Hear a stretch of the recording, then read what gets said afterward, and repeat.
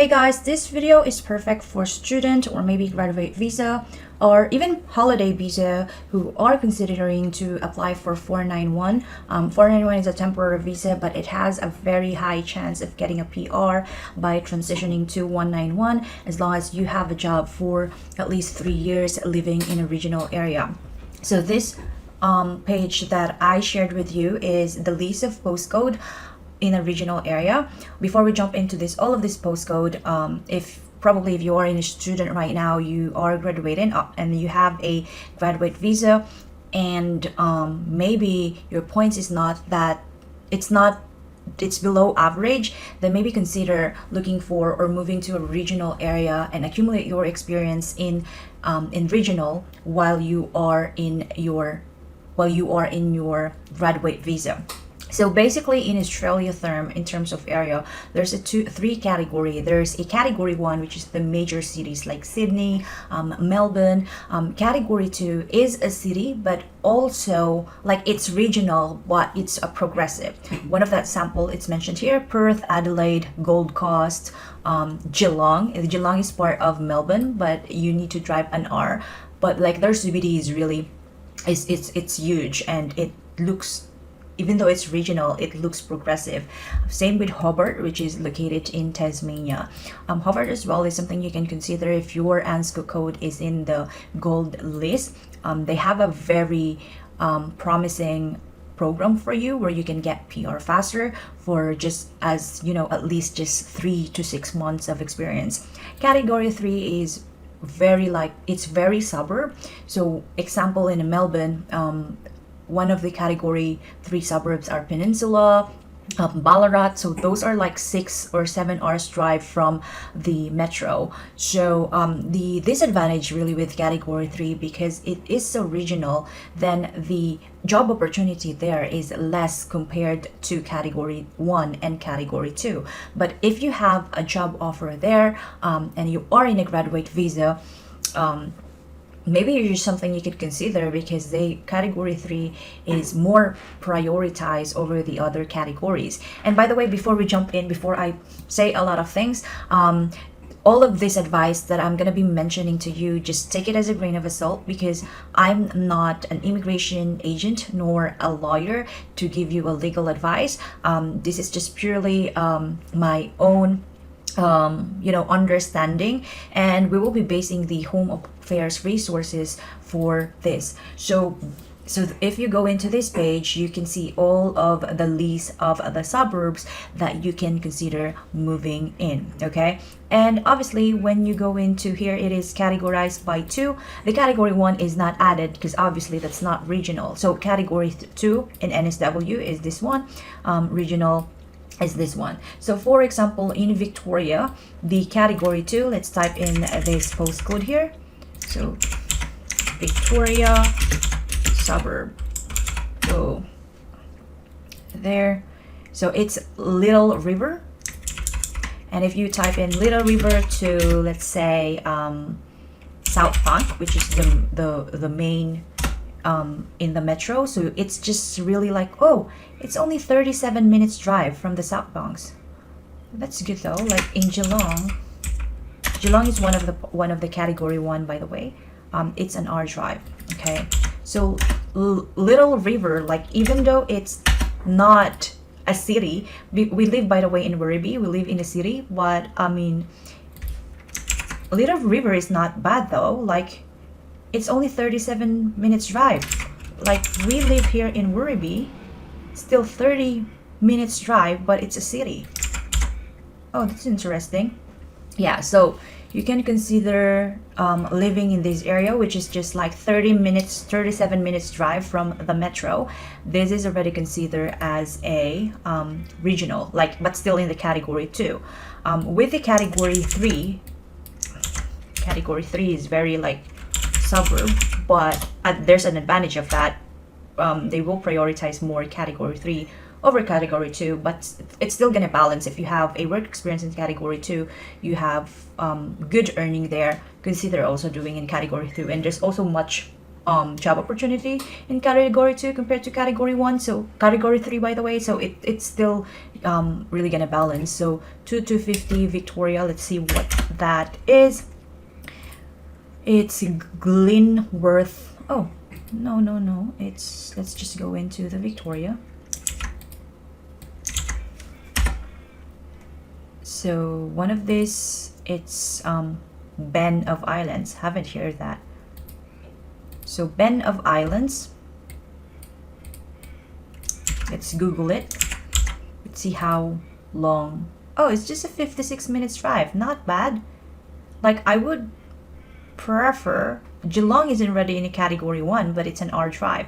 I think it's really how progress the suburb is. So let's just, how about, what is this?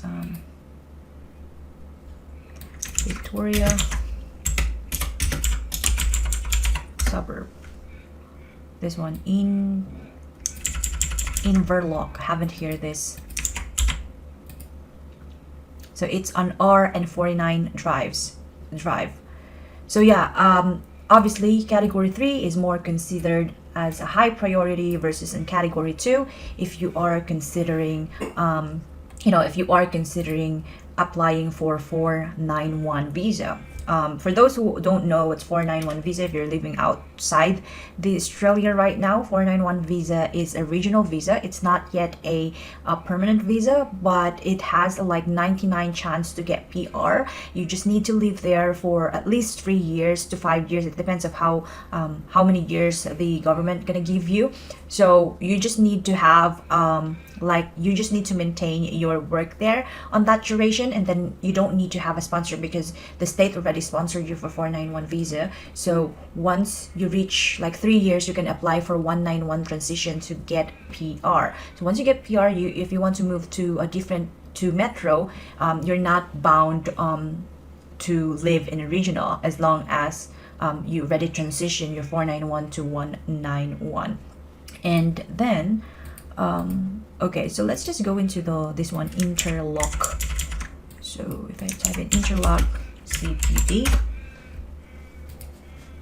so these are like the it's a typical CBD there. This one has a mall. Yeah, it still has a mall, but it's not as big as like metro. Let's just also take a look if there's a job there. Sick.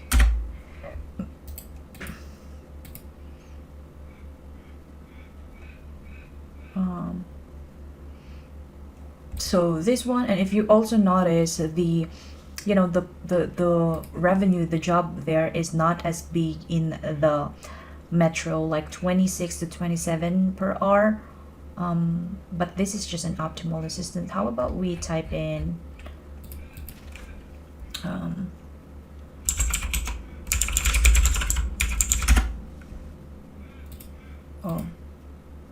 let's just say all jobs 25. It's a bit low.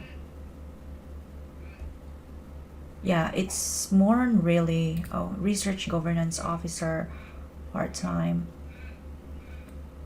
It's pretty more on like very government and admin. Like as I said, the job offer is limited compared to other areas that is progressive. But if you have a job offer there, living there is really a good, like a plus points. Disability support worker, yeah, in the area, like in metro, usually it's also 38 to 45 per hour. This is still acceptable for living in outside the city area. But I just noticed that most of the job offer is ANSCO code level 2. I rarely see level 1.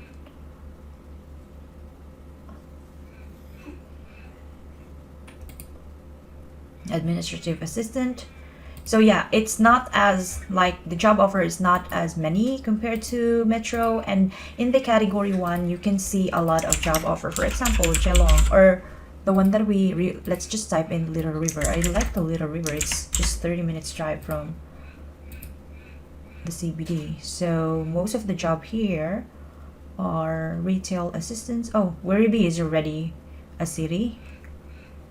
I see. There's a disadvantage here in Little River. Like, even though it's just 30 minutes drive, there's no much work in Little River compared to Geelong.